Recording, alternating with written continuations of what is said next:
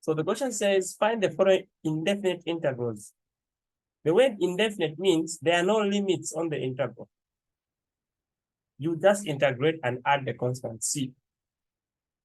Definite are those integrals where there is maybe 2 to 4. So after you integrate, you substitute those numbers so you don't have the constant added. So now we want to integrate x, ln x.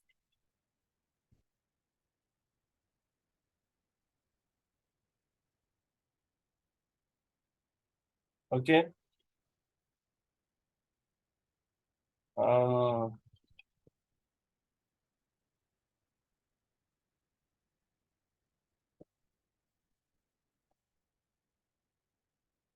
Okay, so that's question 7a.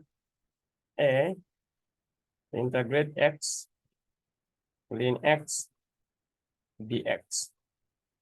So this question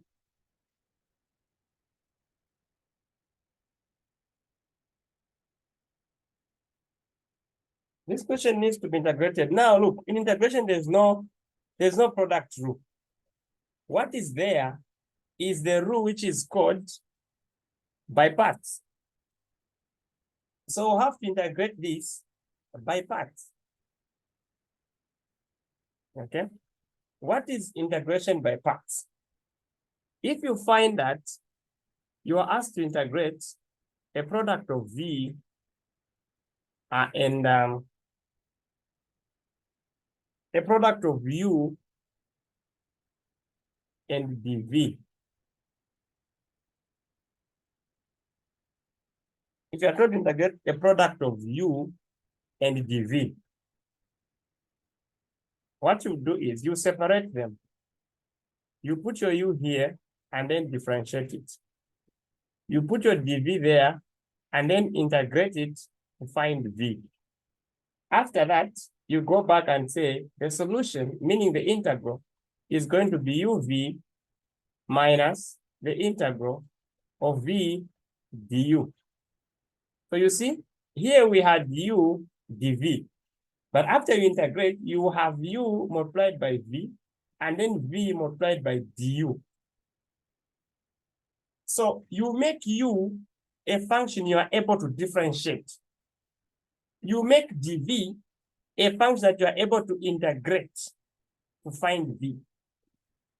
So here, we'll let u to be the function of ln x, and dv to be the function x dx. So we have shared the product. We break it into 2. Then from there, we now differentiate the ln. Now, how do I differentiate the ln? So here's the formula. If you are given y is equal to the ln of some function, let me put g, of some function gx, to find dy dx, to find dy dx, you say, okay, I will differentiate g and then divide by g. That's all you need to do. You differentiate the function in ln and divide by the same function. So if we go to our ln x, you see that the g we have is x. So what we'll do to find du dx, we will differentiate x, we'll get 1, and then divide by the x itself. Okay? To integrate dv,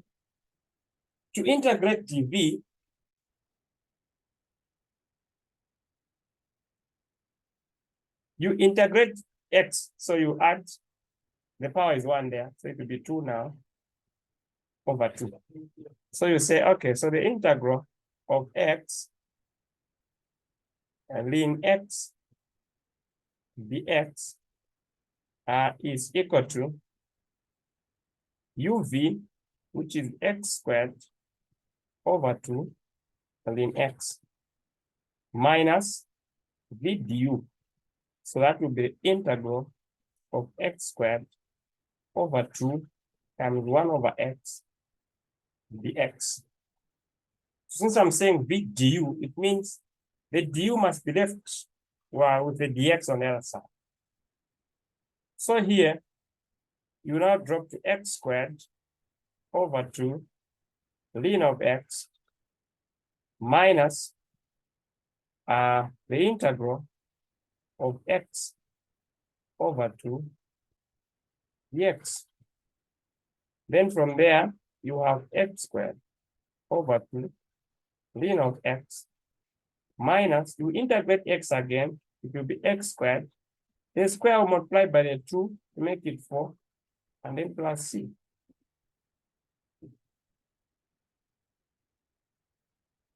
So that will be the solution. So this should be the easiest method because it's like product rule. Except you're not differentiating everything. We just differentiate one and integrate the other. You see?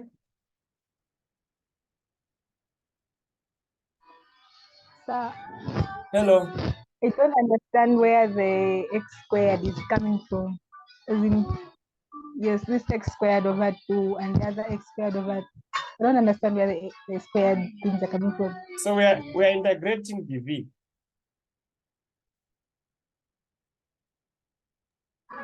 Oh, Mm-hmm. I still don't understand. Let me wait for more examples.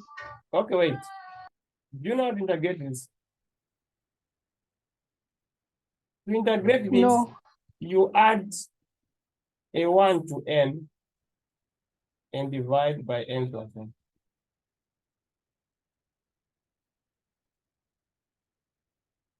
That's what we call integrate. Oh, thank you. I think I now understand. Okay, good. So I have a question. Good answer. Why didn't we integrate? Why didn't we use substitution here? And because it can't be used here.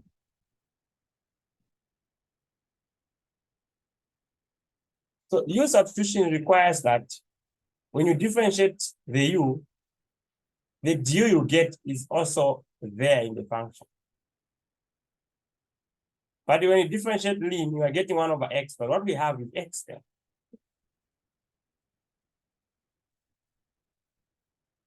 So it's kind of tricky.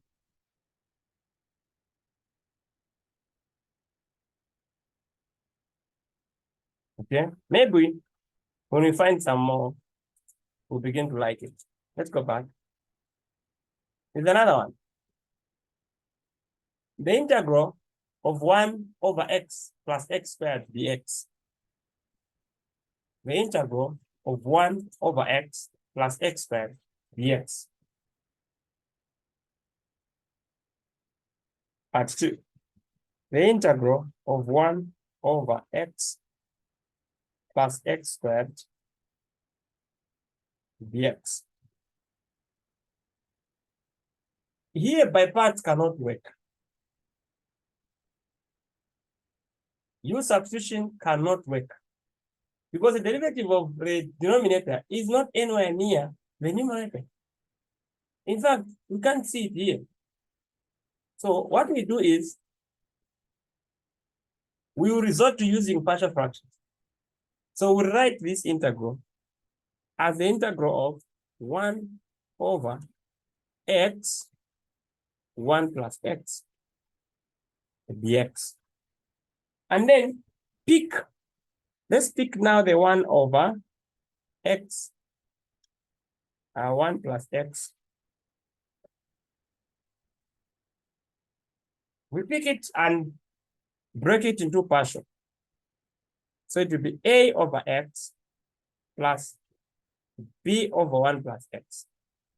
So the partial that we can be asked in these courses that we are doing is a linear kind of partial, where when you separate them, the product has x's with power 1. So I just separate the first one under a, the second one under b. If there were 4 under c, under d. So the target is we are solving for a and b. So to do that, you multiply throughout by the common denominator, which is x, 1 minus x. Okay? So when you multiply, you'll see that this one and that one will cancel. So we'll have 1 on the left. So sorry. Why are we multiplying by 1 minus x but not by 1 plus x? Or it's 1 plus x. Thank you for that. Then for the a part, the a will only come and cancel the a will only come and cancel the x. So it means that the 1 plus x will remain. And on the b, the x will remain. So this is the equation that we remain with. So at this point, we now expand further. So we have 1 is equal to a plus ax plus bx. When you reach here now, the coefficients of x to respective powers, you equate them. If on the left I pick a constant, on the right I should go and pick the constant. A constant is that number that was being multiplied by x. If on the right I pick a number being multiplied by x, I should collect all such numbers, put them together, and equate them to a number being multiplied by x on the left. Now, in our case here, the number on the left is 1, not being multiplied by x. And on the right is a, not being multiplied by x. So it means that a is actually 1.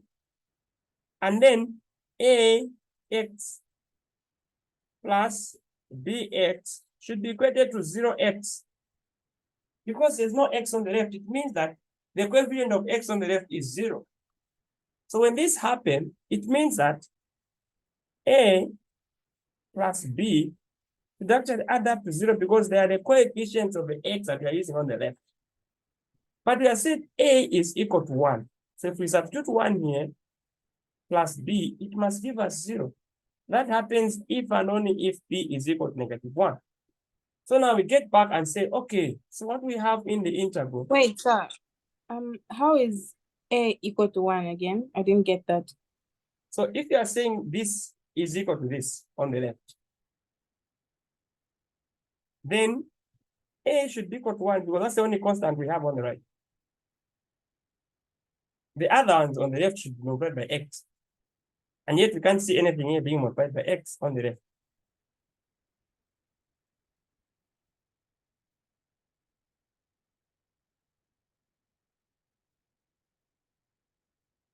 I don't know if it makes sense. Yes, it does. Oh, good. So when we go back, what was the product is now no longer a product.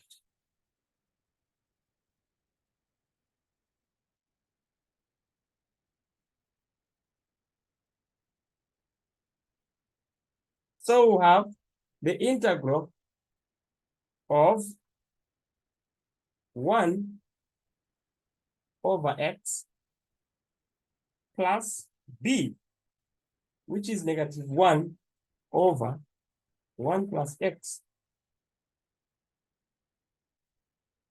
dx. At this point now, that is when we use u substitution. Okay, because now the integral can be separated. It will be 1 over x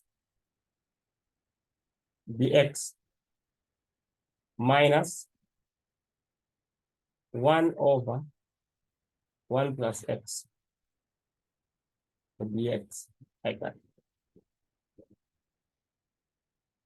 So meaning, for the first part, you know, in the previous part, the derivative of ln x was actually 1 over x.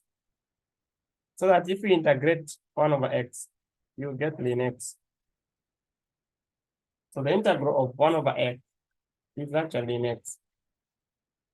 Minus the integral of 1 over 1 plus x is also ln 1 plus x.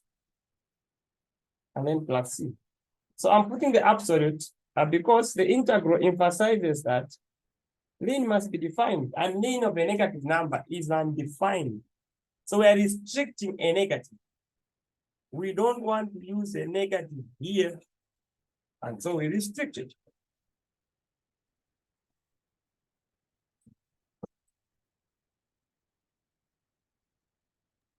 So I have a Okay. question. Yes. What's the question? So, like, what method is this, the one that you've used here for this, like the partial fraction differentiation? Like, what's it called? It's called partial fraction integration. Oh, okay, thank you, sir. Uh,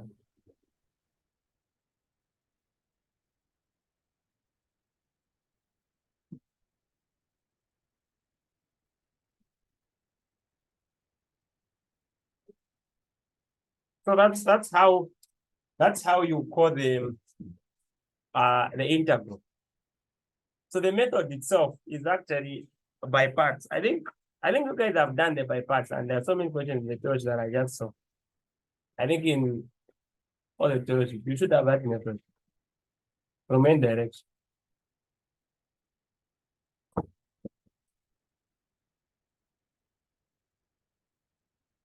I know you enjoy it. As you go on. Let's see what's next. Next, we have consider the function f defined by f of x is equal to the absolute value of x plus the absolute of 1 minus x. Then part 1 says redefine f by removing the modulus and then sketch the graph. So absolute of x plus absolute of 1 minus x.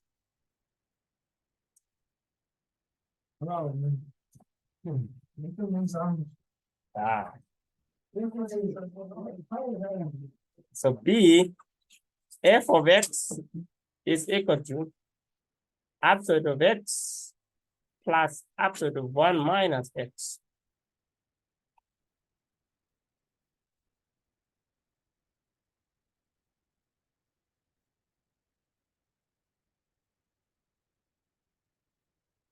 So let's pay attention because this question has troubled people for some time now, including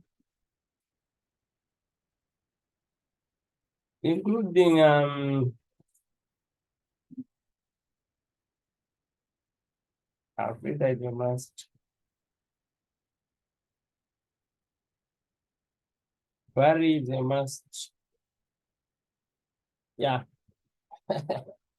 Including Tata. Found you. All right. So how do we redefine this? You pick the first part, the absolute of x. By definition, it should be x if x is greater or equal to 0. That one is simple there. Or it would minus x if x is less than 0. One thing to note is that the greater or less part does not go with the negative. The negative sticks on the thing inside the module. So that one we are done. Then we pick the other one as well. 1 minus x. Sir, can you kindly repeat your statement again? So when we say absolute of 1 minus x, it will be 1 minus x such that 1 minus x is greater or equal to 0.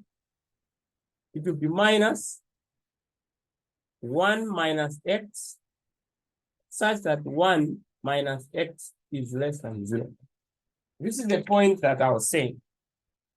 That when you get to the inequality here, there is no negative attached. This is 1 minus x the way it was inside. This is 1 minus x the way it was inside. The minus only affects this part here, and not the inequality part. That's the point I was saying. Then now we come back and solve this to be 1 minus x. If, So I have a small question. okay, Can I ask? yeah, Can you? Yeah. So usually when we defining questions, they sometimes they put a plus and sometimes they put a minus. Does that mean anything according to how you're solving? yeah, it will mean a lot. So you see where it matters, how it will be used. Oh, okay. Yeah. So here we have minus x greater or equal to minus 1. We can expand, so we have minus 1 plus x minus x is less than minus 1, which can be simplified further. 1 minus x if x is less or equal to 1, and to x minus 1 if x is greater than 1. So I'm just dividing on the inequalities here by negative, whenever the inequality is changing. You know, whenever you divide by negative on the inequality, you change the direction. So from there, we now go back to f. Say, okay, so our f of x redefined is going to be of this kind. The first thing we'll do, between the numbers we have 0 and 1. So 1 is bigger than 0. So we start with 0. So we say when x is less than 0, what is the situation? The first part, when x is less than 0, the first part is saying it is going to be negative x. Then we get that plus. So we put the plus here. When we put the plus there, we come to where else? Where x is less than 1. Because 0, x is less than 0. So if x is less than 1, it's possible that that x can be less than 0 as well. So whichever x is less than 0, automatically it's less than 1. So from this part, you pick the top one, which is 1 minus x. Then there's another interval where you are less than 1, but above 0. Okay, so we say 0 is less or equal to x, but less than 1. So I've picked this part, but we know that there are some numbers bigger than 0, but less than 1. So when x is bigger than 0, this function here is x. And this function there is still less than 1. Then when x is bigger than 1, greater or equal to 1, from this part, you pick the one that is bigger than 0, because if anything is bigger than 1, automatically it's bigger than 0. So we have x plus x greater than 1. So here I'm going to pick this one, which is x minus 1. So what's remaining now is just to simplify. So it will be 1 minus 2x if x is less than 0. And x minus x is 0. So we will just end with 1. If 0 is less or equal to x, less than 1. And then we'll have 1, we'll have 2x minus 1 if x is greater or equal to 1. Like that. So even the temp method is the same thing. It's really that for this. So that's how it counts. And then from here now, it's a piecewise function. So you can easily sketch. Let's take a piecewise function. Keep that easy. Remember we took that day, we said you have done piecewise function. So here's where we are now. So we have 0, we have 1. So between 0 and 1, y is 1. So you draw a straight line there. 1 not included, 0 included. Okay, this interval. Then when x is less than 0, you have 1 minus 2x. So meaning it goes like that.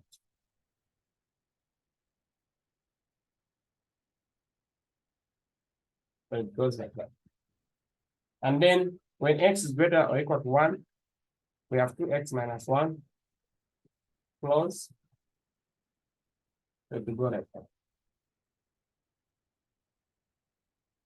That's a graph.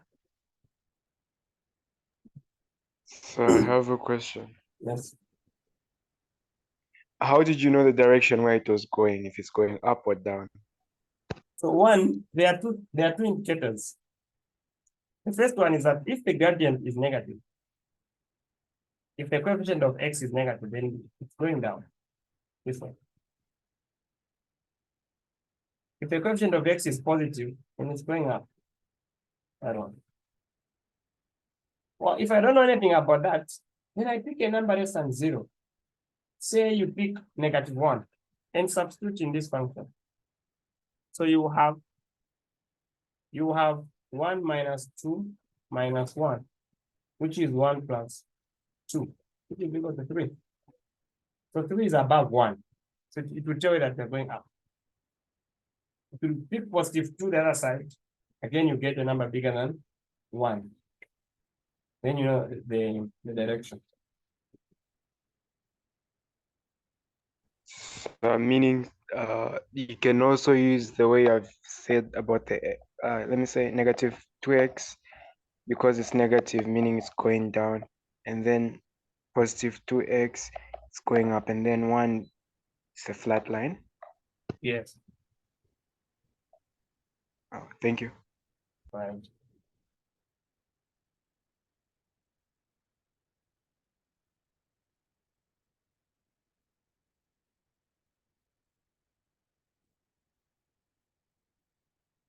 Then find the area bounded by the curve y is equal to x, x minus 1, x minus 2, and the x-axis.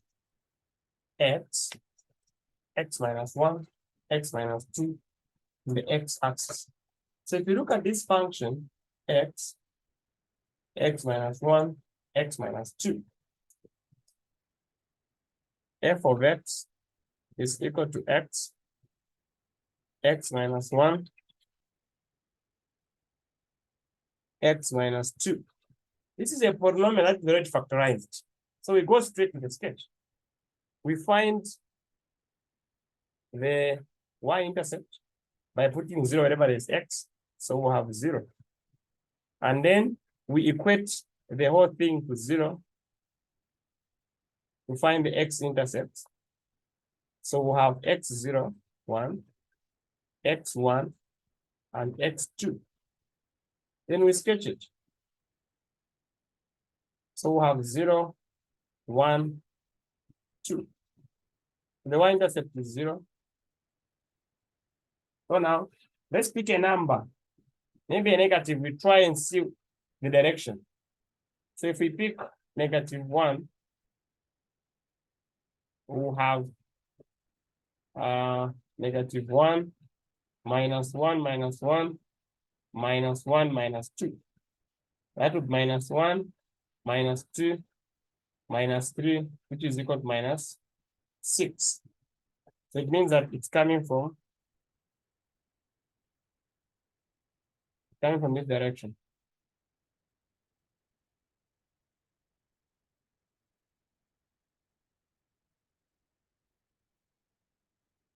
Because when we use the -1, we got the -6.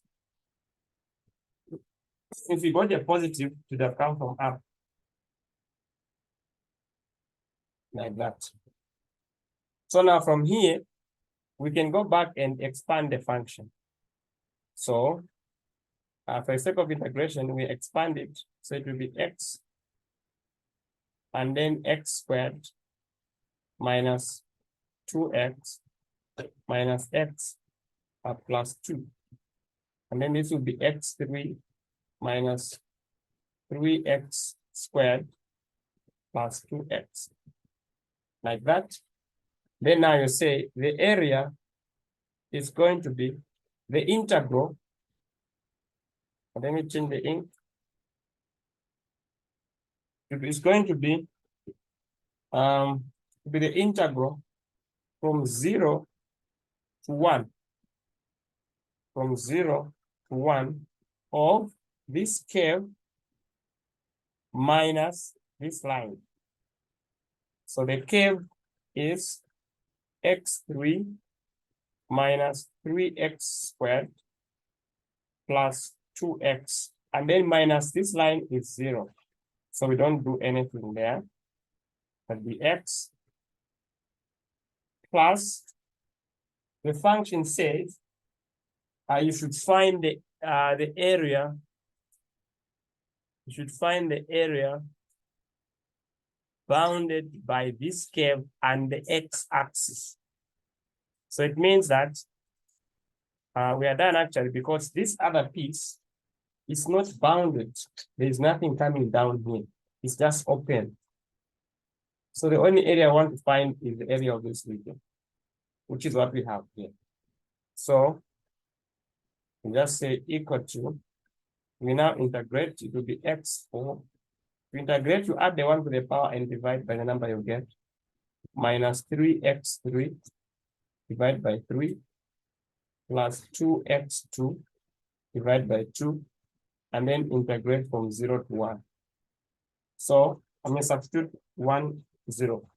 So this means that we're going to have x4, if we work out a bit, x4 over 4 minus 3 over 3, they will cancel. So we'll have x3 there. And then 2, they will cancel. So we'll have x squared here.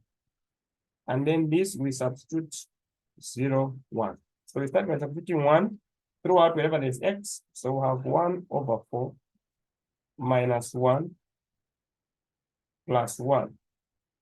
And then minus, we substitute 0 throughout. So we'll have 0. So this means we are getting 1 over 4 units squared as the area. Remember, area is supposed to be units squared. So to sketch a polynomial, it's a skill that we all have.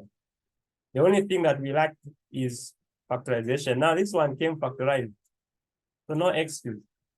You can easily find the x-intercept by just equating to 0.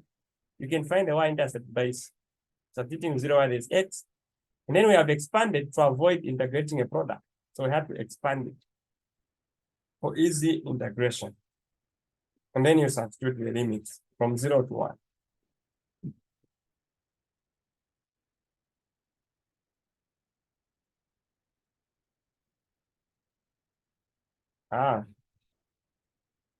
So we need to, let's go back to the question, I think. I think we have missed one more part. Find the area bounded by this curve and the x-axis. I think we still have a piece that we haven't done. This piece here is also bounded by the curve and the x-axis. So we also need to integrate it. So let's integrate this piece. Let me change the ink here.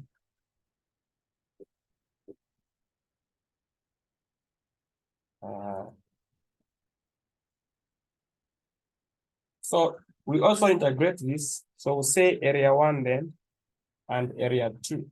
So area 2 will be the integral from the curve, which is 0, minus the down curve, which is x power 3 minus 3x squared plus 2x dx.